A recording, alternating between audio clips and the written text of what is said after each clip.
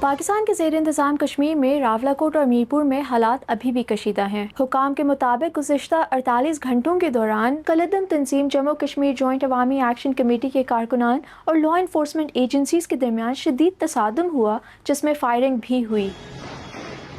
راولاکوٹ میں تاریخ کے مقام پر مظاہرین کی بڑی تعداد موجود ہے اور ڈسٹرکٹ ایڈمنسٹریشن کا کہنا ہے کہ لا انفورسمنٹ ایجنسیز اور پروٹیسٹرز کے درمیان کلیشز اسی جگہ پر ہو رہے ہیں، جبکہ بس ٹرمینل سے بھی آنے والے پروٹیسٹرز کو پیچھے ہٹنے پر مجبور کر دیا گیا ہے۔ ڈسٹرکٹ ایڈمنسٹریشن کا کہنا ہے کہ تاریخ کے مقام پر پچھلے 48 گھنٹوں کے دوران لا انفورسمنٹ ایجنسیز کا ایک اہلکار ہلاک ہوا اور 4 زخمی ہیں، جبکہ 6 پروٹیسٹرز ہلاک ہوئے اور متعدد زخمی ہیں۔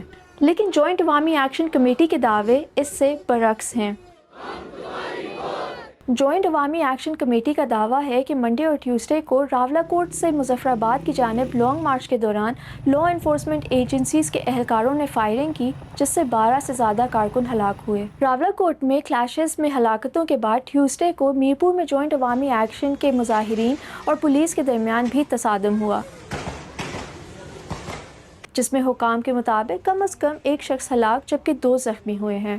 میرپور کے ایک سینئر پولیس آفیسر کا کہنا ہے کہ میرپور میں جوائنٹ عوامی ایکشن کے کارکنان جمع ہو کر دکانیں زبردستی بند کروا رہے تھے۔ پولیس نے انہیں جب روکا تو انہوں نے فائرنگ کر دی۔ اسی دوران مظاہرین میں شامل 1 شخص ہلاک اور 2 زخمی ہو گئے۔ لیکن دوسری جانب جوائنٹ ایکشن کمیٹی کی کور کمیٹی کے ممبر عابد شاہین کا کہنا ہے کہ ان کی تنظیم کے کارکنان راولاکوٹ واقعے میں کارکنوں کی ہلاکت کے خلاف مظاہرہ کرنے کے لیے میرپور کے شہداء چوک میں جمع ہوئے تھے، جہاں لا انفورسمنٹ ایجنسیز نے پروٹیسٹرز پر فائرنگ کر دی اور فائرنگ کے نتیجے میں ان کے 6 کارکن ہلاک ہوئے۔ راولاکوٹ اور میرپور میں ہونے والی ہلاکتوں پر کانٹراڈکٹری کلیمز کیے جا رہے ہیں۔ ہلاکتوں کی تعداد انڈیپینڈنٹلی ویریفائی اس لیے نہیں ہو سکی کیونکہ ان علاقوں تک میڈیا ایکسس بہت مشکل ہے اور انٹرنیٹ سروس بھی بند ہے۔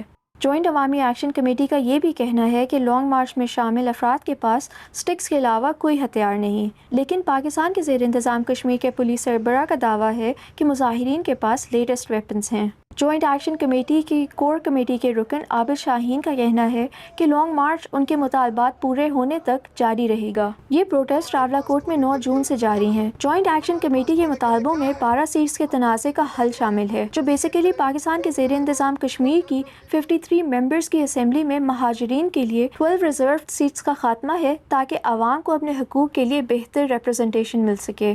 یہ سیٹس جن مہاجرین کے لیے مخصوص ہیں، ان میں سے بہت سے لوگ ریاست میں نہیں رہتے، جس کا مطلب یہ ہے کہ مقامی لوگ ایفیکٹولی ان سیٹس پر الیکشنز نہیں لڑ سکتے۔ دوسرا یہ کہ حکومت جوائنٹ ایکشن کمیٹی کا کالعدم یا بینڈ سٹیٹس ختم کرے اور اس کے کارکنوں کے خلاف قتل، اٹیمپٹڈ مرڈر اور کاؤنٹر ٹیررزم کے تحت جو کیسز درج ہیں وہ فوری طور پر واپس لے۔ اس آرگنائزیشن اور حکومت کے درمیان نیگوسیشنز بھی ہوئیں جو ناکام ہو گئیں۔ اس ساری صورتحال کے دوران پاکستان کے زیر انتظام کشمیر کی قانون ساز اسمبلی کے لیے 3 فیزز میں الیکشنز بھی ہو رہے ہیں، جس کا پہلا فیز 27 جولائی کو میرپور میں ہوا۔ اس الیکشن کا دوسرا راؤنڈ 2 اگست کو ہوگا اور تیسرا 10 اگست کو۔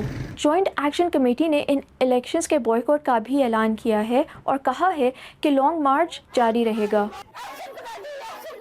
دوسری جانب ابھی تک پاکستان کے زیر انتظام کشمیر میں موبائل سروس تو بحال ہے، لیکن انٹرنیٹ سروس میرپور کے علاوہ تمام جگہوں پر بند ہے۔ میرپور کے رہائشیوں کا کہنا ہے کہ صرف گھروں میں جو لینڈ لائن ہے وہاں پر انٹرنیٹ آ رہا ہے، لیکن وہ بھی سٹیبل نہیں اور موبائل فون پر انٹرنیٹ نہیں چل رہا۔